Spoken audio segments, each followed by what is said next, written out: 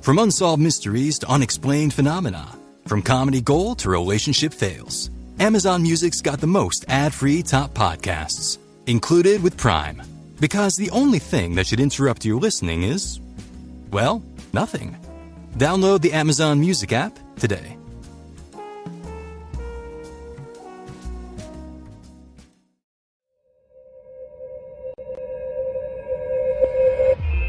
You're listening to a Roddenberry podcast.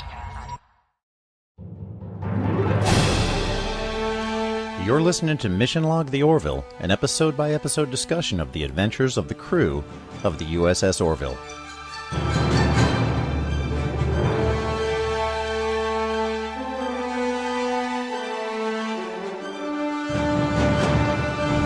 Welcome to another episode of Mission Log the Orville, a Roddenberry podcast. The show where we look at every episode of the Orville to look for meanings, morals, messages, and to see if it aligns with the Roddenberry Star Trek philosophy. This week, Gently Falling Rain, the one where the Orville travels to Krill to sign a peace treaty. I'm Jessica Lynn Verdi. And I'm Mike Richards. And with a title that nice, what could possibly go wrong? Nothing. It's actually, we're done with the episode now. Yeah. See you guys. The Orville is a conversation that depends on your participation. While we attempt to accommodate the totality of our combined mass. Share your thoughts, ideas, and tell us what we missed at ML_the Orville on Twitter, MissionLogPod on Facebook. You can always email us at missionlog-theorville@roddenberry.com. And if you're watching this on the Roddenberry YouTube channel, hit like and subscribe. And remember, we may use your comments on an upcoming episode. In fact, Mike Tucholsky on Facebook said, at Mike and Jessica. We did. At Mike and Jessica, I appreciated your comments in the most recent episode about the show moving away from comedy since season 1, and this season is just a continuation of that trend. I even changed the way I thought about season 3 when you reminded me that Trek often shifted between serious, comedy, and other genres, and the Orville is just doing the same. That was actually something you pointed out. Oh, thank you. And while I don't dislike season 3, I actually think it's more to my liking and more classic Trek than Discovery or Picard. I think the TLDR version of this is of why it isn't capturing me the same way as the first 2 seasons of the Orville is like TNG plus comedy, whereas season 3 of the Orville has been like TOS plus CGI. So we responded to that, and he made some really good points. Definitely more episodic. I think it's more sort of message, moral, meaning heavy, like the original series was, where it's like every show was its own more, self-contained morality play. Whereas TNG was much more character driven. I actually respectfully disagree. I feel like this season's more TNG than anything. But also it's its own thing, and we can talk more about that. But we really are getting the barn burner sensation that David Eagleman was talking about. It's epic. It's a different thing. An epic barn burner that Tom was talking about, and David, and there's some other themes there that we heard in our supplementals also. But I will say I like what you said though, because it really is becoming its own thing. It's become its own thing. Yeah. Why don't you tell us how it's become its own thing with the recap? Oh, wish me luck. Good luck. Oh, heck yes! This episode is about the Krill! I really hope we get to see Talea? Is that you? Fear-mongering and grandstanding for a sea of angry Krill people? Exploiting their fear of change and way of life? It's almost like she took a page from the book of some 21st century figure or something. Apparently releasing Talea, while an act of hope on Ed Mercer's part, has once again created an even worse monster in Talea. Remember, she left teaching to join the military and seduce Ed. Well, now she left the military to become a politician. The current Supreme Chancellor is confident in his re-election. He shares while at a dinner with the Union delegates and the president of the Union. He acknowledges that she does have some followings, but the rationale of the people will win. In fact, he is so confident, he invites the Union to Krill to sign the treaty and celebrate his reinstatement. The crew of the Orville is also boozing it up at an 1800s-style saloon, being on some part of the historical pub crawl, which sounds awesome, by the way. Just as things are about to get exciting with Isaac walking into this one-horse town. Ed and Kelly are taken away to a priority 1 call from Admiral Halsey. He informs them that there is a delegation being sent to Krill, and none other than the Orville is right for transport. They graciously accept and also rejoice that they were able to expertly hide the fact that they had been drinking. It is a good day. It's a good day. It is a good day. Ed is sobered up when he learns of Talea's political ambitions. Not only is he regretful for not listening to Kelly when she opposed Talea's release, both he and Kelly see her populist movement as a sincere threat to Chancellor Corrin's re-election. But once again, Ed can only hope that this will not affect the peace treaty. Admiral Halsey and Ensign Charlie Burke helm the shuttle through the rough cloud cover of Krill. When Ed suggests that he fly the shuttle instead of Halsey, Halsey tells Ed that he knew Ed and Kelly were drunk on the call, and that's the end of that conversation. The crew lands on Dalekos, a Vegas-esque nightfallen city. Admiral Halsey invites Ensign Burke to join the delegation rather than sit and wait on the shuttle and be part of history in the making. They meet the Chancellor, who is waiting for the last remaining districts to pour in from the voting.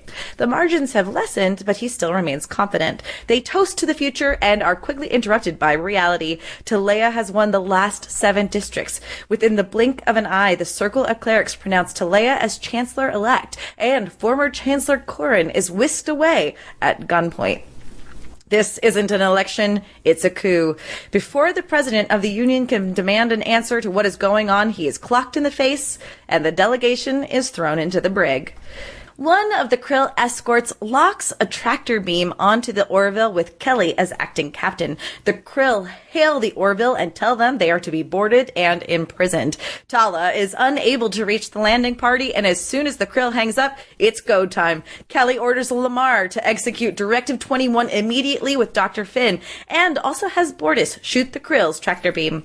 They break free. Did you say Directive 21? I said Directive 21. Now hurry. Okay. I'm just making sure. Wow. They break free and engage in a firefight with Gordon inventing moves on the spot, barely keeping them ahead in the battle. The second Lamar tells Kelly that they have executed Directive 21, Mike, Kelly commands Gordon to go to Quantum and get the heck out of Dodge. Talea greets the masses of chanting Krill as the new Supreme Chancellor. After spouting more rhetoric, Corrin is dragged to the stage as an enemy of the Krill people. Talea serves justice by stabbing him in the stomach and ending his life. The crowd cheers at this deed, and she promises the blood of the president and the delegation next. Talea has Ed brought to her office, and after a Billy Joel reference that falls on deaf ears, Talea begins lambasting him. He tries to appeal to a broader sense of need, that the Union and the Krill need each other to defeat the Kaylon, but Talea assures Ed that new Krill weapons make an alliance for them moot. When he asks what happened to Chancellor Corrin, she confesses that his head can be found at the center of the Capitol. Ed tells Talea that this isn't her, but did Ed truly ever know Talea? Holding the delegation is an act of war, one Talea is prepared to start. She commands Ed to be taken away with execution to proceed as planned. After the doors close behind him, a Krill emerges from the shadows and hands Ed a cloak. He is told to don it with no questions asked. The Orville is hailed by Talea, and Kelly brings the heat. Demands of returning the delegation are denied, and Talea threatens the Orville as well if they do not leave while they still have their chance. Kelly is not backing down, and Talea sees a weakness in her armor, her feelings for Ed. What Talea doesn't realize is that her feelings for Ed are the very thing that will make this a bad situation for both of them. The call is ended abruptly, and Kelly calls the Union. Admiral Ted Danson says there is a formal state of war and says that a contingent of ships will arrive within 2 hours to assist in the extraction of the president and the delegation. A clandestine Ed is walked through the merchant center of the city. This certainly isn't the way back to the cell. After a particularly persistent meat vendor follows the group through an alley, they are attacked. Well, the Krill are, but by other Krill, and now they take charge of Ed and usher him in a different direction. Finally, they end up indoors, and Ed is rightfully confused, and so are we, honestly. It seems that Talea had decided to let Ed go, that the guards were doing just that, but the group that he's with now is part of an underground coalition that believes the treaty can still happen. A door is open, and a young Krill is revealed, only she isn't characteristically white, as all Krill are. She has human-esque skin. It is revealed to Ed that this is his daughter, a daughter he unknowingly conceived with Talia while she was masquerading as Janelle Tyler. Talia has had no contact with the child for fear of the impact a half-human daughter would have on her political aspirations, but she makes sure that her needs are provided for. He goes in to speak with his daughter and is clear to not tell her who he is. He asks her what her name is. She sweetly responds, telling him her name is Anaya. Ed is in awe of her. Not only is she kind, she is smart. After assuring that she is in fact happy where she is, he learns from her caretaker that some would see Anaya as an abomination, but this contingency of Krill see that she could be the key to making the treaty actually happen. Reluctantly, Ed agrees to return to the capital. Admiral Ozawa and dozens of Union vessels arrive to rescue the delegation. While they hope to avoid a firefight, and who knows what's going on with Directive 21, they're prepared for extractions, whatever means necessary. Kelly leads them toward the Krill. A surprise Talia is confronted by Ed in her office. He reveals to her that he has met their daughter, Anaya. Ed tells Talia that the children are our future, to which Talia responds with, gently falling rain, which is what Anaya means. Emotions get heated, and when Talia denies Ed's request to celebrate Anaya in public, he yells at her, asking why she chose to give birth to Anaya, if only to lock her away. It would seem Ed does not understand the implications of that choice on Krill. She takes him to a facility that apprehends people who abort children. They create a simulated version of the child that they gave up and bring them to life in the simulator. They effectively shame and emotionally torture the would-have-been parents. She sends Ed back to his cell without answering his question, is this the kind of world you would want our daughter to be raised in? Once again, Talia stands before the bloodthirsty masses. She drags out the entire delegation just as the Orville and friends arrive in Krill's space. As a response, she launches all forces to intercept, and Talia plays with her food as she decides who to stab first. Eeny, meeny, miny. Oh, I guess it was the Union president. Just then, two Krill enter the stage and throw light that blinds Talia and her lackeys. They grab the president and rush the delegation off the stage. It isn't until they are in a shuttle that they learned that Directive 21 was successful. Dr. Claire and John Lamar successfully disguised as Krill to rescue them. The fighting in space continues, and the shuttle is pursued by the Krill. Nav goes out, but Charlie is able to deftly get them to the location of the Union shuttle. The shuttle breaks out of the clouded atmosphere into an array of lasers and ships. The shuttle is damaged, but they are able to crash land into the Orville docking bay. Once the delegation is secured, all Union ships disengage and get the Quantum out of there. The president will make a full recovery, and the Union can only see one course of action to restore talks with the Krill, Anaya. Ed smartly replies finally that she didn't ask to be born in the eye of the storm, and it's clear that Ed doesn't really know what Talia is capable of. Ed and Kelly look out on their peaceful planet while the sun is coming out tomorrow. Ed says that he misses his daughter, even though he briefly met her, and he fears he likely will never see them again. Ed vows to some way preserve some kind of peace for Anaya. Kelly and Ed walk off to have breakfast, and we fade out onto Leia watching her daughter on screen. The end. Oh my God. I know, that was a tough one for me. It was, I mean, we'll get into the episode, but just so much. And so the, oh my God, was at the episode. Your recap was wonderful and definitely hit all the high points, nicely. So nice job. As you have struggled with too, like there's so many fun things that happen, and sometimes it's just better to get to the point. But there's so much great story happening. And I even left out, I didn't realize until my second rewatch that the sun will come out tomorrow was an allusion to the end of that episode, or foreshadowing to the end of the episode, kind of. There was some more stuff too that I think we can get to. That was really well done. Great. Give us the deets. Well, I was just wondering if first of all the shuttle landing on the Orville, they didn't have a barricade, so they couldn't use emergency shuttle landing plan B for barricade, like in Star Trek V.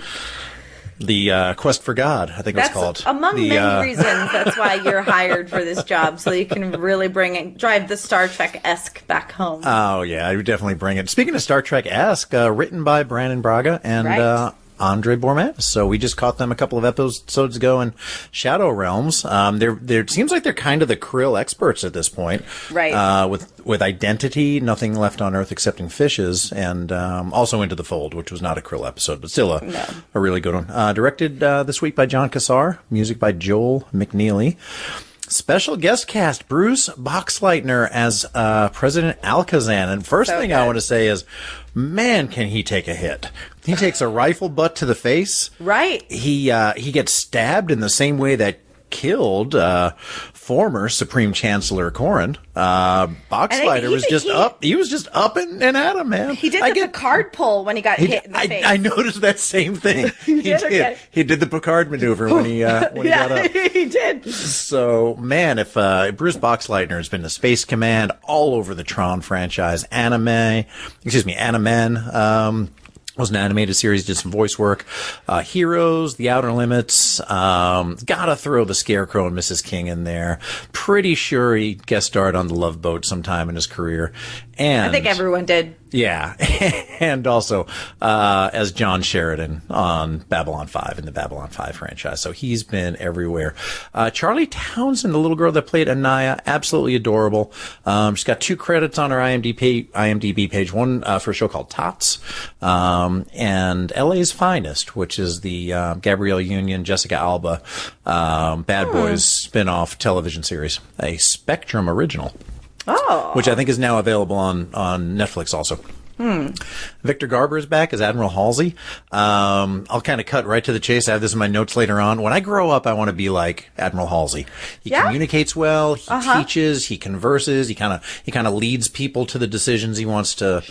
He wants them to make in many ways. He's inclusive. Sure. I think he's a great leader, great communicator, and he thinks his way through the problems and kind of comes to a logical conclusion. That's how I read him. We've only seen him try to do the best he can in interests, whereas someone might say you can't go back and get them. And we saw Ozawa say that, and Perry has done that. We've seen Halsey, and maybe it's because he cares about Kelly a little bit more. I think there's something to that. Yeah, as a daughter. Closer to her that. But we have seen him make maybe more emotional choices, but that have worked out for the best. Sure. You can tell he cares. Yes. Ted Danson, who absolutely just owns the role of Admiral Perry, is a much more top-down, sort of old school, I'm the Admiral, I'm giving orders, Perry out, hangs up on you, kind of thing. Who just owns that role. Kelly, who also wonderful as Admiral Ozawa back. And Lisa Baines, if you notice the beginning of the episode, it was dedicated to Lisa Baines, who passed away. She played the Chilean diplomat, Spiria Balask was her name. She was, this comes from a New York Times article. She was a mainstay, of the New York stage. Also acted in films including Gone Girl, known for her wry humor and confident, elegant presence. She appeared in more than 80 television and film roles, as well as countless stage productions. Sadly, she died 10 days after she was struck by a scooter as she was crossing a street in Manhattan. This happened last summer. So thus the episode being dedicated to her and our sympathy, empathy, and just love go out to, her family and friends and community that she left behind, because she seemed like a wonderful person by all accounts. Wow. So we won't see her in an episode until the finale, apparently, right? Or that I don't know. That's what I'm reading here. What an unfortunate thing. Truly. And it was a hit and run accident as well. So they did end up finding the individual. She lived in Los Angeles. She was out doing some work and visiting family in New York. So, very sad. And of course we had Michaela McManus back as Talea, who we love, and we were shipping, Talea and Ed at one point, maybe? Not anymore? I don't know. I'll move on. I'm sorry. I was confused. She was. I didn't realize that her makeup was so subtle as a Chilean, so I was confused. She was the senator. Correct. Got it. Yeah, I wasn't sure. Diplomat or senator. She was a senator, I believe. Okay. And they kind of went really quickly about who each of those characters were. Sure. Like, I don't think I would have known that the guy was the president if he didn't look like an amalgam of, George Washington, Abraham Lincoln. Yeah, he had all that going for him. Yeah. But yeah, she was a senator. As well as I'm going to guess probably some blue blood. I was going to say he gets a little. He blushes. He might blush. Yeah. He might be. He might be a Lothario. He might be a blusher. Hey, I don't kink shame here. But so here's the thing. I was so disappointed off the bat that Talea had become this Trump-esque character, which and just all the way back, yes, most recently, but all the way back through populist politics. When you don't have policy on your side, and you don't have the ability or the knowledge to run a government, organize a government, administer, you just go out there and you just tell people everything that the government's doing wrong, stoke anger, play on their fear. And that's what populists do, and that's why they get elected, and that's why they do pretty awful things once they're elected, because they don't know how to govern. They don't understand governance.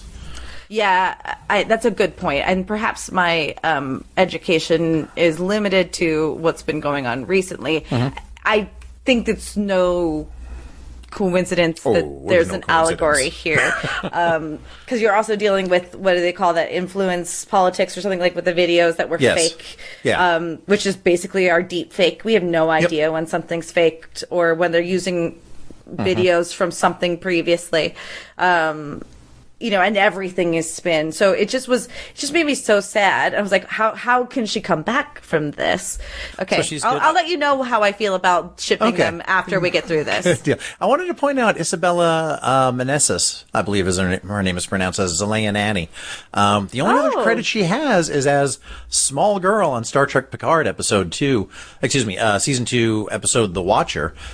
So, just almost one step above an extra with a line in there, but she obviously had much more to do, and they took much more advantage of her talents on the Orville than the other franchise did, with her playing small girl, who I saw that episode. She did not stand out, and she did not sing.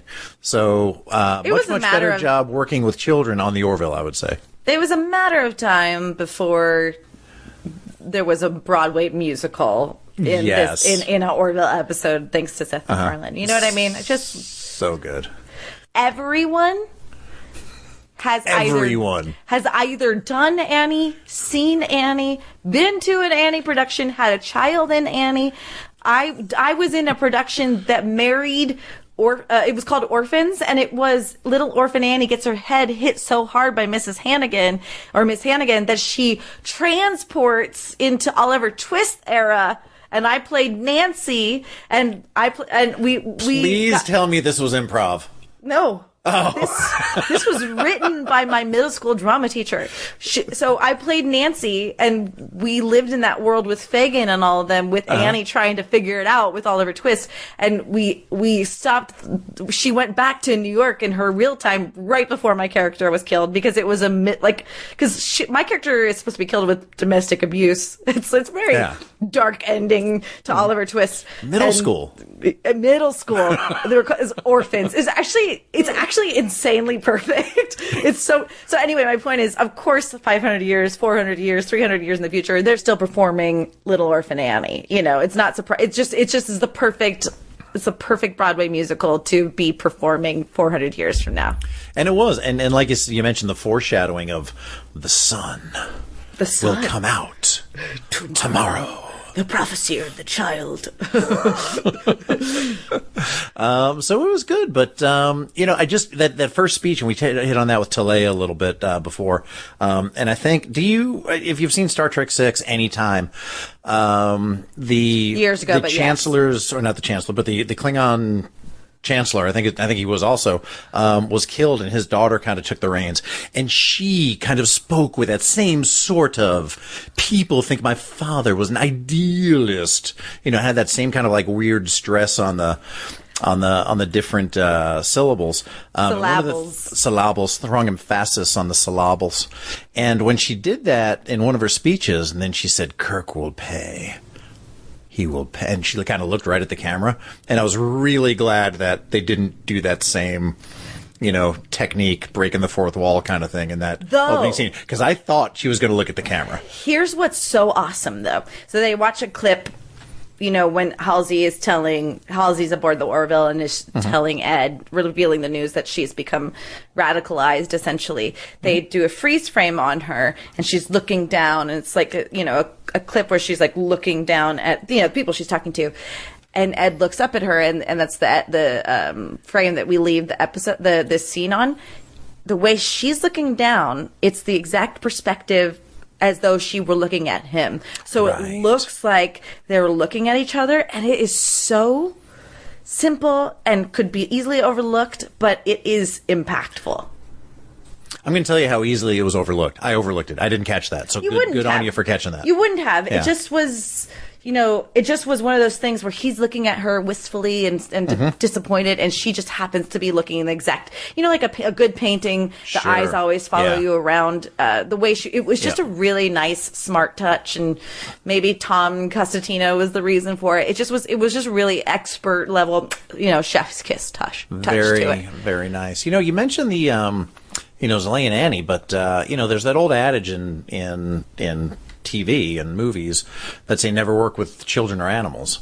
And I guess W.C. Fields said that. The first pilot I directed worked with both. Oh, interesting. Not only like a little mouse, but like 50 children. I was like a guest director. What was that like? The 50 kids. We shot 21 pages in one day, and it was insane. Okay. But we did it. It Good. happened. It happened. All these kids wanted to be famous, so it was able to be done. But, and I look at, B.J. Tanner is not hardly a child anymore, but, No. You could argue that in 2017 he was a young actor. Sure. Kai. Right. But you're also dealing with someone who's super professional because of Kai. Absolutely. But, getting the right people to manage and direct is right. And what they did with Anaya and what they did with the girl who played Annie, and I'm sure there's other examples. They do a wonderful job with kids on the show. Star Trek always kind of struggled with kids on the show. I'm going to say this. I think it's casting. I think it's making sure that you can get the right kid people. that can perform. Some kids can do really well on the first audition, but it's like Spielberg. I think you may have talked about this before. Spielberg was really good at getting great performances out of kids, but he also knew which kids to cast. And don't get me wrong, there's another aspect of it too. I got to see a director at Sundance talk about this, and it was I can't remember the first movie he directed, but this other movie he directed was called Wendy, and it was basically a modern day retelling of Peter Pan. And someone's like, how do you work with all these kids? How do you get them to do what you want them to do? And these kids were not even actors. They were just kids in this town, and you got them to portray these roles, I think he cast a wide net, but they weren't actors necessarily. And he goes, I'm friends with these kids. I'm not asking this kid to do 13 hours in a day, which you actually legally can't do. But I'm asking my friend, hey, do you mind if we do one more shot? We're buds. So there's a way that you can relate to people in general, and children are just little people, and ask them for help, and they'll do the job. That's really good. Kind of the idea of getting them involved in the process, and then they'll own it. You some treat more. them like a human, Yeah. And then you'd be like, my dad is very good at he knew how to talk to us. If we were 5, he knew how to talk to a 5-year-old, but not pedantically or patronizingly. And if I was 16, he knew how to talk to a 16-year-old. You can do that and get your point across, and in a respectful way too. So you probably have John Cassar doing that really well, and Seth and all them. I think it works well with me, with the two I'm responsible for. So I have a question for you. Oh gosh. Bortus had a child, right, named Topa. Yes. When he told people that he was going to lay an egg, Ed was like, seriously? You have eggs?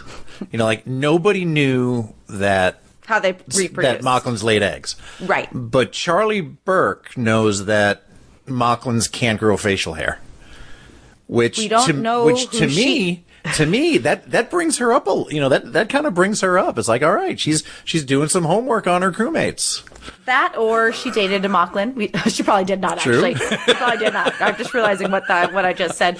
Well, there was the one, Yeah, I know, but I just realized, though, probably not. She's also really smart, but you're totally right. We criticized them early on, like the captain should know. Yeah. Especially with his spouse on board, like what that could entail. You know? Should have. So we got Water Wars to look forward to. Oh, I'm not looking forward. The thing is, it's like, it's so prescient and so true. We have no idea how badly we're abusing this resource we think is renewable. And 20-ish years ago, wars in the 20th century were fought over oil. In the 21st century and beyond, they're going to be fought over water. So that was, something that was put in there, and hey, we got that to look forward to. So what would you rather, Water Wars or Water World? I guess, and then it's just you got the wrong kind of water, so you got to fight over the right kind, I guess. Right. Fair. Yeah. So I'm not looking forward to it. I liked the scene with John and Tala. Kind of the little flirty, maybe just sort of, maybe just looking at each other and, maybe a different light as equals now. Instead, maybe that opens up some doors, or maybe not. Yeah. I don't know. I think if Halcyon Stage had stayed, we would have seen an arc where her and Sean were possibly going to date. I think so. What I can respect is not just if that's true, right? I'm just making a baseless assumption. I can respect that they didn't go, oh, well, just enter New Zealand and unplug her, plug her in. Correct. And, I like that they took the time to let it. Correct. And it was sort of natural, and it was a really charming, cute moment. And I think I saw someone else tweet about this, like there's a little bit of genuine chemistry there, and I like that you don't need to hit us over the head with it, know. No. Yeah, it was just a do you nice ship it? seat. I do. I'd like to see those two together. I think that'd be fun. And of course they were interrupted because the show is the master of interruptions at the perfect time. Right. That's called comedic timing, my friend. That's it. So we like Charlie Burke now. We like her. We're going to invite her to go places with us and go down to the planet. And you know what I do like. And I don't hate her, obviously. She really has a steep hill to climb. But what I do like, and it was a little forced, but when Charlie is in the cell and is talking to Ed, who is really feeling hopeless, it says, we need them. We need to find a way to make them see that this is only going to be beneficial for us both. And instead of taking credit for the idea, Ed goes, my ensign was right, which Leia would have no idea that his ensign said that. Right. So he wouldn't have had to say that. But it was respectful that, and also, to be fair a little bit, everyone has been saying that it's beneficial to both of them. This is not news, but Charlie said it, and he repeated it how Charlie said it. So I thought that was good that he respected that. Yeah, and that's good leadership, is giving credit to the people on your team that came up with the ideas. Now, there might have been also a little bit of like, even my ensign can see this.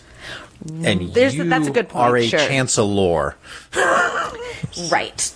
But you're right. I don't think that was there. I didn't pick the subtext out of that. What I did get was him giving credit to one of his people, which I thought was great.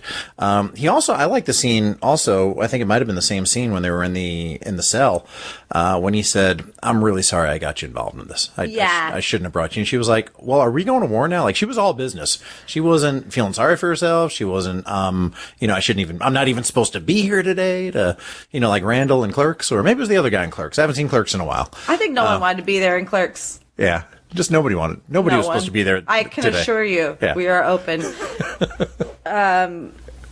Yeah, it was a really interesting thing to include her, especially when, apropos of nothing, one of the Krill dudes is like, so Ensign, what do you think of our town? And it's like, why are you talking to her even? Like, yeah. You just met her. It was interesting, though. Yeah. And we got to kind of she got to help us see the world a little bit. So, again, like I said, that character has a steep hill to climb with the audience. I think she has, by not just immediately being cool with Isaac, not going back on some of her core beliefs, I can respect that. I think that's good writing.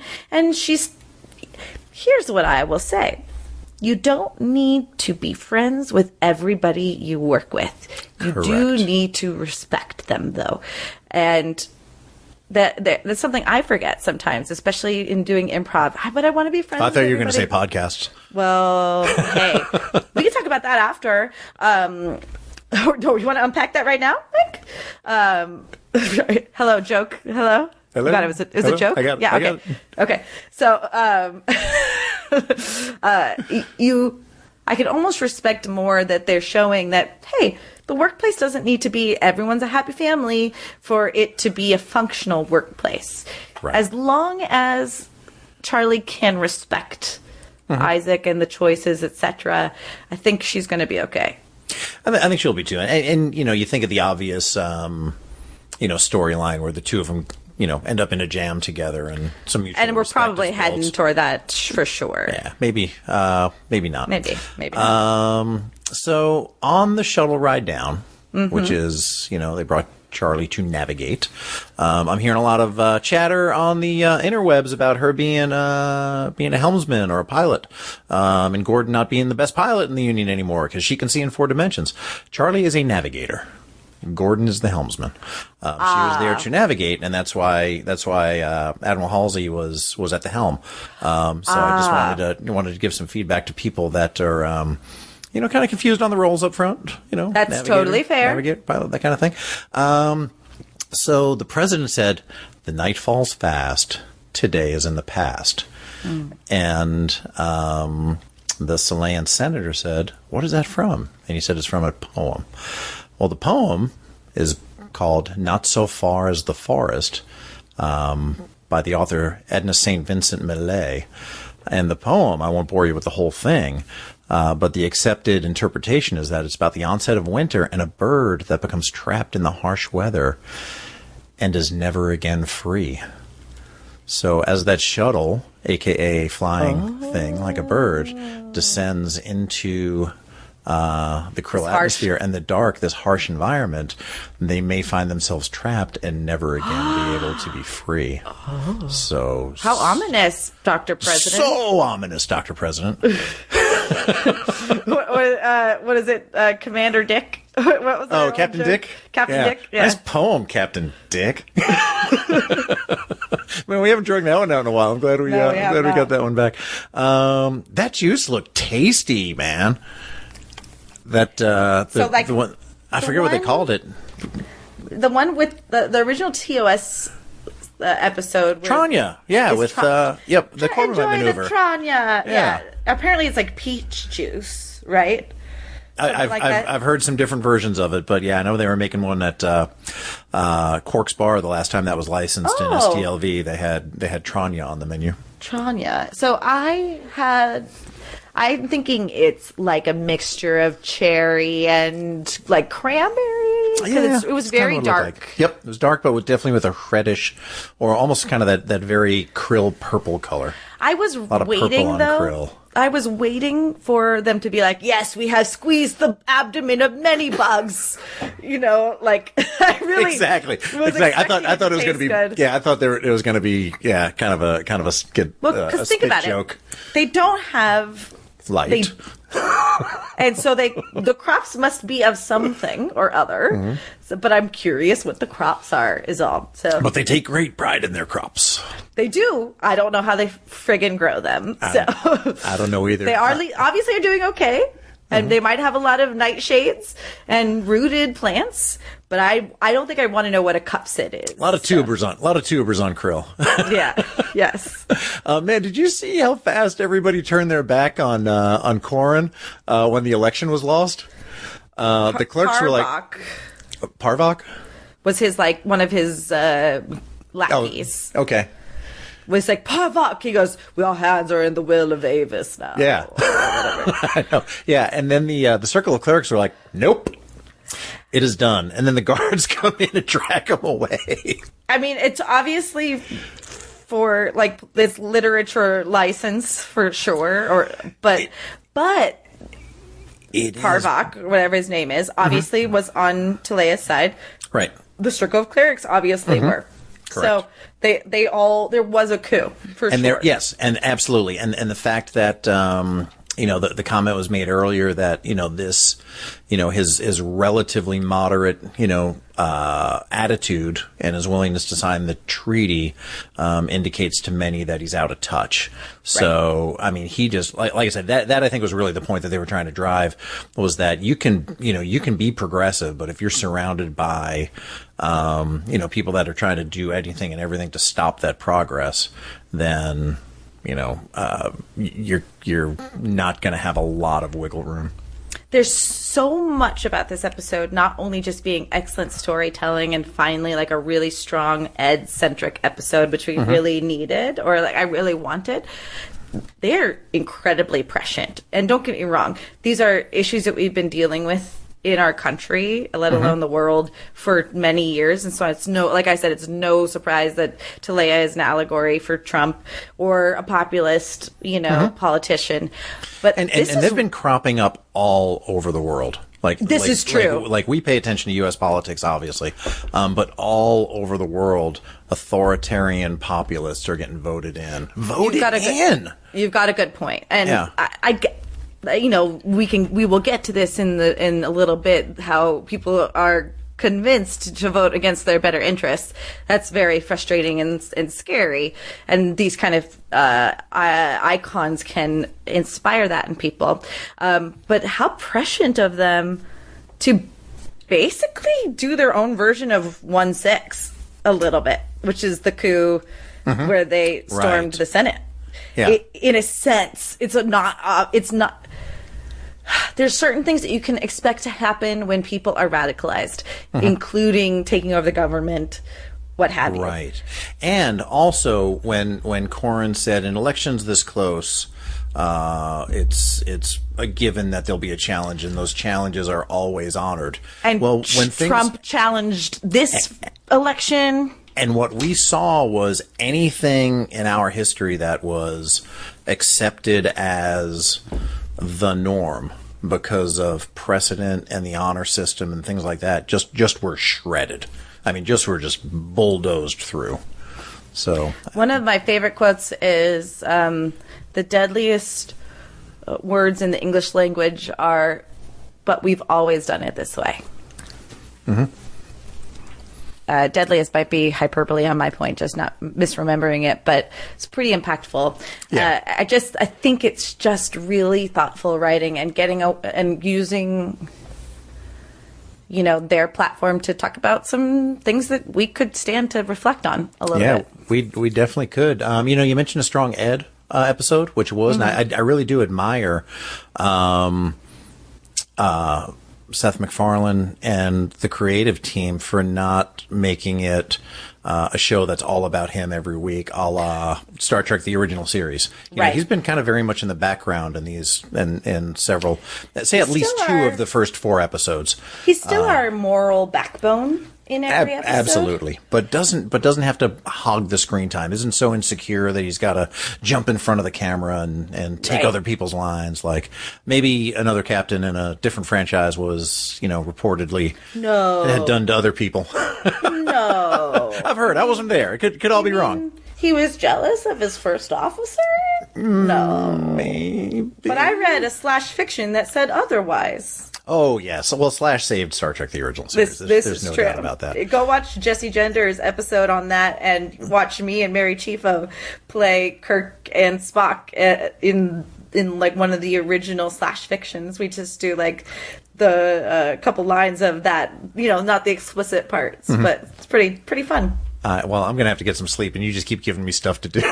Sorry. It's okay. Sorry, not sorry. I love, but in the last 3 episodes, I think going into the haunted house, Ed made some kind of comment in that show. I think along the lines of, "Yeah, this was a mistake. We shouldn't have done this." Right. And then also, walking around the creepy high school, or maybe it was in the Chilean raft, or maybe it was in the Mauchline morgue. At some point, he said, "This was a mistake. We never should have left the ship." And today he said to Charlie Burke, this was a mistake. We shouldn't have brought you along. And I think it's important for a leader to have that kind of ability to admit mistakes and learn from them and let them know that, the people that you're serving, let them know that you recognize that you made a mistake and you're going to learn from it and do better next time, or at least apologize for it. When he apologized to Kelly for a decision he made over a year ago to let Talia go, that was powerful, man. I mean, that was, like, I owe you an apology. And she was like, for what? Yeah. And he was like, I should have listened to you. And not only did he not listen to her, he was like, noted, and kept walking. Right.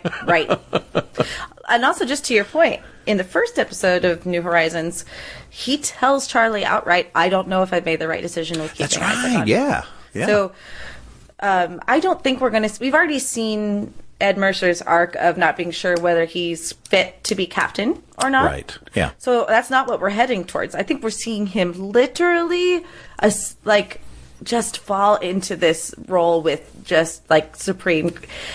We're watching him become a great captain. Yes. Worthy of history in the making. All I can think about, all these other entries in 200 years, people are going to be reading about Ed Mercer, who didn't know he was going to make history, who didn't set out to make history. Well, we're not going to be unless we can get David Goodman to write the autobiography of Ed Mercer, which he told us right here on the show that he was not going to write. I could do it. David Goodman. I'll do it, David. I'll co-write. I'll ghostwrite for you, David. It's a great example of it's a great example of masculinity and leadership, and it's not, we don't need to make it about gender, etc., because I actually think a person is happy and full when they've accepted all versions of themselves, like the masculine and the feminine. But then that's even binary way to look at things. But good men can also be soft and vulnerable. Exactly. And what we see is, especially, in my career, we look at leadership and, decision making and things like that. And when you have somebody who is insecure in their decision making ability, insecure in their ability to convince other people what the best course of action is and build that consensus, they're going to fall back on, I'm the captain of the ship. I'm in command, and we're going to do it because I say so. Well, if you have to rely on that, then that means, by definition, you're unable to convince other people that your idea has merit and is the best way to go. So you fall back on that captain's authority thing. And it could be a captain, it could be a manager, it could be a CEO, it could be whoever's in charge of a small group, a small fire team, or whatever it is. If you have to fall back and yell and say, I'm in charge, we're doing it this way, chances are you're probably making a pretty crappy decision. Now, you may be right and everybody else may be wrong. And if that's the case, you better be right. Yes. You've talked about this several times. I think. Oh, yeah, it's important to me. I think it is important, and it's making me reflect on the times that I've been fortunate to be in the position of leadership. Yeah. And I don't know that I've always done it so well. I think I do it better now, but because I think I have a penchant towards leadership. And I look back at the days of airline flying, and it wasn't just airlines; it was boat captaining and stuff like that too. So you put one guy in charge, they make all the decisions. Nobody else is allowed to say anything. Now the combined knowledge, skill, and judgment of all the people in that group is limited to how smart is the guy in charge. Because nobody else is willing to contribute, allowed to contribute anything. Allowed to, yeah. So if you have an environment where people are allowed to say, Directive 21? Yep. That's the one. Okay, just making sure. And you say, Captain, all 26 torpedoes in one shuttle? Yep, just do it. And you want me to skim the atmosphere? Yep, I do. And if you get people that can offer to do the expanding helix maneuver that they just thought of, now everybody's smarter and the whole team works better. Right. So it's really, really important, I think, to have that open line of communication. Because we've talked a couple of times on this show about, doesn't anybody on the ship just follow an order? But there's nothing wrong with, I heard this from a great person once. Stop, challenge, choose. Right? I heard that from you. That before you act, you would stop, kind of challenge the assumptions, and then, choose your next course of action. And that gives you the ability to. She sounds pretty smart. She is smart. She's talented, and she's the co-host of Mission Log the Orville. Oh, so the other co-host I hear. The other co-host, yeah. I'm not talking about me. Yeah. Okay, got it. So yeah, I think it's a really, really neat dynamic on the crew that they are able to, and empowered to ask those kind of questions, even in the heat of battle. You don't have to do this, but when you have a show that is as broadly available as this one, as so many other TV shows are, there is some sort of social responsibility to some extent, I think. You don't have to do that. I think art is art is art. And so if you don't want to have social responsibility, that's fine. But I think we're seeing the Orville do really well with the responsibility that they want to have in exemplifying a world that they would like to see. So, it's only getting better. It's only getting better. I tell you what, as much as I want to talk about the Krill pole dancers, it's probably time to move on to the next segment of the show. Of course you would want to. Well, that's just a cat's tail. That's the end of the cat's tail. I'll see you on the other side. All right.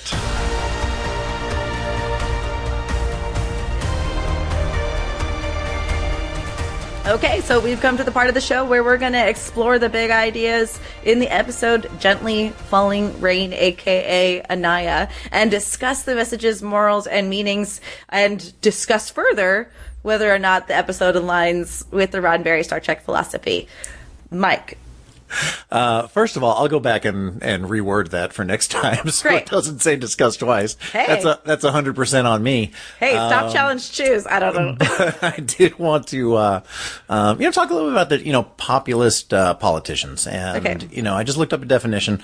Politician who strives to appeal to ordinary people who feel that their concerns are disregarded by established elite groups. And that's okay. Like, everybody should be represented. So if there's a group that's not being represented, if there's a group that is, their concerns are being disregarded, they deserve to have somebody represent them, right? That's what representative, democracy is kind of about. But when folks just kind of like whip up, use, emotions to whip up violent tendencies, then that's where things go wrong.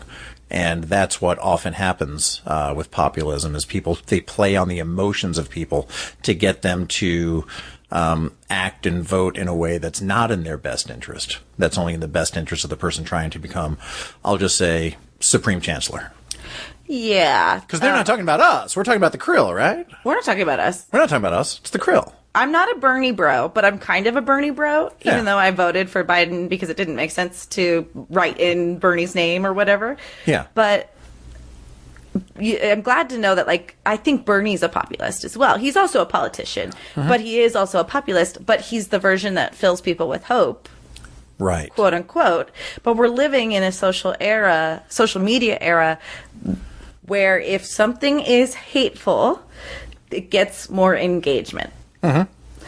Which is why then you have Russia sending off memes for both Democrats and Republicans, further polarizing us, just pissing us off.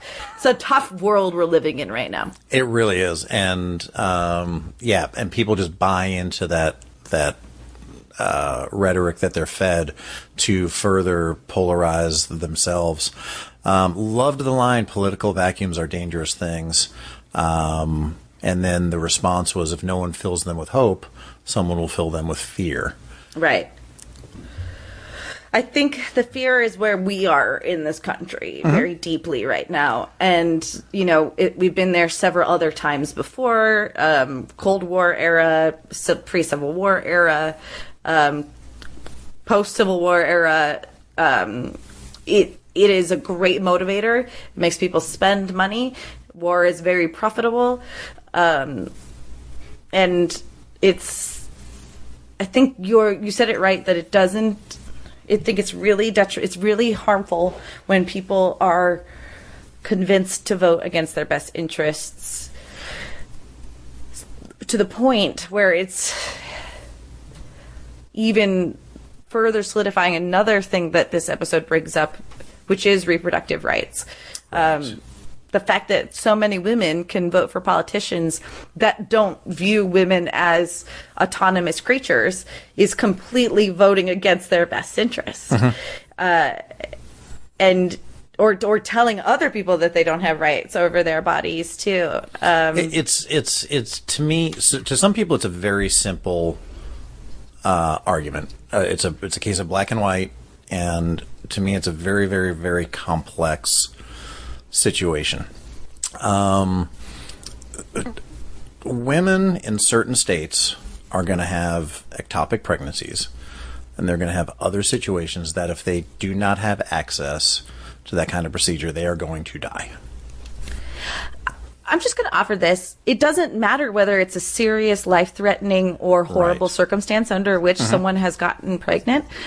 It can be as simple as they don't want to have the child also for economic reasons. I think there's this penchant towards, but the worst case scenario, this is at least needs. I don't care whether you think I should or shouldn't. I should be able to. And the thing that gets overlooked so willfully is no one who makes the decision to have an abortion is making an easy decision. Right. No one is. And it's no one. If 1% of people are doing it, 1% of people are using it as birth control, and also that's their right too. Yeah. And no one has the right to force someone into doing something that they don't want to do. So looking at the the Krill punishment of making a simulation of the kiddo, and when Tiffany and I decided not to have any more kids, we had two. We have two. We have two. We have to. We decided not to have any more. And I had a dream of about a half dozen, sort of toddlers, kind of surrounding me. And one of them looked up and said, "But Daddy, what about me? Why don't you want me? Aren't I good enough?" Yikes. Like I still remember that. Yikes. Like that was so and that was just a decision not to have anymore. People that it is a and that's why it's so complex. It's such a hard decision that will have. It's just a really, really hard decision that is going to. I think people that make that decision are going to do to themselves what the Krill were doing to them, which is make them imagine this unborn child. Yes. That is going to happen anyway. I think it's no matter what. I don't know one person that doesn't have some sort of reverence for. I did this. I made this choice, but I am. I grieve the loss also. Right. It's. I thank God. I thank God that I don't believe in that I have yet to have to make that decision. I don't know what I would make.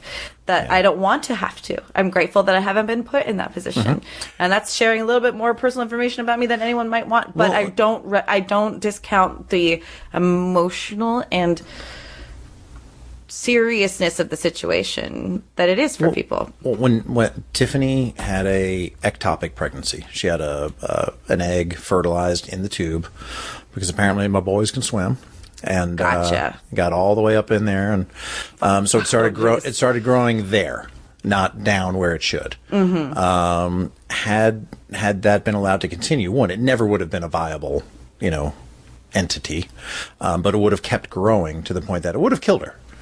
That procedure is going to get more and more difficult to get, and that's really unfortunate. I think it does circle back to it's all under the guise of what a God says that we should and should not be doing, a Bible that says that we should or should not be doing. This is supposed to be a country where we are allowed to practice the faith that we believe in, and by forcing people to adhere to a belief of one faith is completely the antithesis of that. Yeah. And yeah. I was going to say, and the disappointing part is, just to kind of parse words, and this is what is really, really disappointing, is that the Supreme Court did not outlaw abortion. They just left it up to the states. The part that's really disappointing is the number of states that will outlaw it and how they're going to treat people. In one state, a person who wins their pregnancy either by pill or by other means will face up to 2 years in prison and a fine of $1,000. Okay. In another state, legislation's moving along that would classify an abortion as homicide because it will extend personhood to a fertilized egg, and homicide in that state is punishable by death or life without the possibility of parole. So the Supreme Court did what it did, which basically doesn't guarantee the freedom to do it, right? It said we're going to leave it up to the states. What's really, really disappointing is how many states are just like jumping on board that already have laws in place, trigger laws they're called, right? Yeah, it became to take advantage. It became illegal of this in ruling. 13 states immediately, I think. I actually counter your disappointment with further disappointment, if not more. The Democrats have had an opportunity to get this into law for 50 years and haven't, and have been platforming on this for 50 years or 30 years, let's say, right? So we're just all being bamboozled by all of them, and it's very disheartening. So I can see why a populist might do really well in this culture. Back to your argument that you made a long time ago. It was something to campaign on, to get people fired up to vote for them. That's 100%. That's what the issue is used for. It's a game where it's like, hey, look at this thing that we think is important while we're screwing you everywhere else, and that's 100% it. And people are instead being riled emotionally. I don't think you and I either of us had this conversation lightly. I don't think we're uneducated when it comes to that. We're not unsympathetic with other people's views or beliefs, but it does cross a line for me when when anyone tells me I can't do a certain thing because they don't believe in it. Yeah. Yes, I believe that it's a choice. It's an important choice. It's a difficult choice. Over one's body. One's body. Not over. I don't have the choice to. I don't, get to run the traffic laws or whatever, because that's endangering other people. I have a choice over my body and my well-being. I do. Right. And it's not an easy choice. And I applaud the show for bringing up the topic, and I applaud the show that was 3 years in the works for bringing it up, and it happening to drop the day before the Supreme Court ruling was released. I will say this: the actual real world punishments are so much worse than what even that are proposed are so much worse than what even the Krill do. So just think about that, people. Yeah. Yeah. It's a very chilling moment when Ed says, "So what did you have her for?" Yeah. It's chilling. Yep, and very well done, because there's that scene is often done where, people are talking one at a time, and then they start talking over each other, and then they start talking louder, and then there's that one big loud, question at the end that brings it to a head. And we've seen that, that same, conversational technique used time and time again. But it was done really well and really, really cut to the core of that argument. It was great acting, and it was wonderful writing, because they also didn't get on their high horse. They did happen to show two very viable sides of a very difficult conversation. Right. I will say this, too. I don't know if I kind of alluded to this in the episode or my recap. I am so glad that Ed woke up and didn't want to make Anaya the center of the political apex. Yeah. I'm like, yo, she is not the miracle. She does not have to, that is not her responsibility. And so I'm glad by the end, at least, he acknowledged that. I think, now, when he went back to see Talia, it was basically to convince Talia to, for the sake of the child, move forward and coexist. Right? I agree. He wasn't saying, hold her up and say anything, I don't think. No, he did say, we should stand in front of people and show them that we're proud of her. Right, he did. I think his heart was broken for his daughter that doesn't get to know the love of her actual mother. Is, you know what I mean? I think that was the main motivation for him. But I could see the character wrestling with the idea of, am I really going to make her the crux of this argument? And so it was good just to hear him say it out loud that she shouldn't have been. So let me ask you this, because your recap ended with Talia is looking at her daughter ominously. Well, so I didn't say ominously, but I wrote question mark ominously, and I decided to take it out. Because the reason I ask is because I read a recap on another website that said motherly. And I was like, wow, that is left up to the eye of the interpreter. because I thought it could have been either. It's either. I think it's either. I think it's meant to be either, because you also hear the thing that was the most disappointing was the betrayal of Talea totally not letting it, like just being totally radicalized. We thought we knew Talea just in the same way that Ed knew her, thought he knew her, and then saying, I'm honestly not sure what she would do, does make us have the question mark at the end where she probably is looking at her daughter lovingly. But you fool. You're still holding on to an illusion that she created over a year ago. He wait, how old is the baby, though? Apparently about a year. I guess they grow up with, I guess they're on Topa Mocklin baby vitamins. We have yet to see Topa. I bet you Topa's older than BJ Tanner now. I think it's left up to interpretation. When I rewatched it, I think she's looking after her lovingly. I think there's a lot of love in her eyes. I think she loves Ed. I think we might see a heel turn again, But I think the field is laid for all sorts of things. Yeah, including Breakfast with Ed and Kelly. Ed and Kelly in the morning. Ed and Kelly in the morning.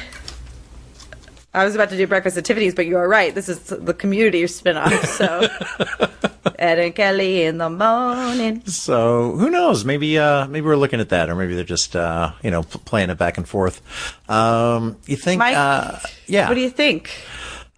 This episode reminded me somewhat of A Taste of Armageddon, somewhat of Let That Be Your Last Battlefield. The one whereas I'm white on the right side. All of my people are white on the right side. His people are black on the right side. Right. So where the solution is so obvious, right? Work together, coexist, cooperate, collaborate. And listen. Let people do. Let you do you, with respect and with respect. But instead, that base emotion, that defensiveness, insecurity, fragility, all get in the way and just completely destroy any progress that may have been made earlier. Just because the future, terrifies us and the past tempts us, and people want to go back to the past when they're terrified by the future. I read the whole poem by Percy Shelley. It's called Ozymandias. And it's short, but instead of boring it with you, Ed hit all the highlights. And bottom line, hubris has a way of coming back to bite you in the ass, and that's one of many, many, many meanings, morals, and messages out of this episode that I think, fits in well, stylistically, morality-wise, meaning-wise, with what we look for, in an episode of Trek. And now, when we tune into an episode of the Orville, we know we're going to get these kind of things. That, what did you call it? Social responsibility? While I was watching this episode, it became one of my favorite all-time shows, just because of how much it's transcending even the quote-unquote formula of Star Trek. And it is a show that lovingly started as, hey, we like Star Trek, let's do our own kind of thing. And like I said, and it's obvious at this point that it has become its own thing. It really has. So darn good. Yeah. And it's excellent storytelling. And the shift to Hulu has just given us more to love. Absolutely. And we got, you mentioned somebody before who may be back soon. So why don't you bring it home and we'll let these people go. Mission Log the Orville is produced by Roddenberry Entertainment. Technical production by I'm trusting this is a good word because I've never heard it before, assiduous Earl Green. Is that right? Assiduous. Oh, okay, that's why. Assiduous. What does that mean? Means hardworking and irreplaceable, I think. Assiduous. Our website and your opportunity to comment and connect with us is podcast.roddenberry.com. If you'd like to support the show, you can do so at patreon.com/missionlog. This gives you access to the Mission Log Discord, with hailing frequencies open on Wednesday nights at 10 Eastern, 7 Pacific, where we discuss the latest episode of the Orville New Horizons. Join us next time on Mission Log the Orville as we discuss a tale of two topas. Oh, I didn't realize that was the name of this episode. Okay, I'll see you then. Let's name it. Bye. Bye.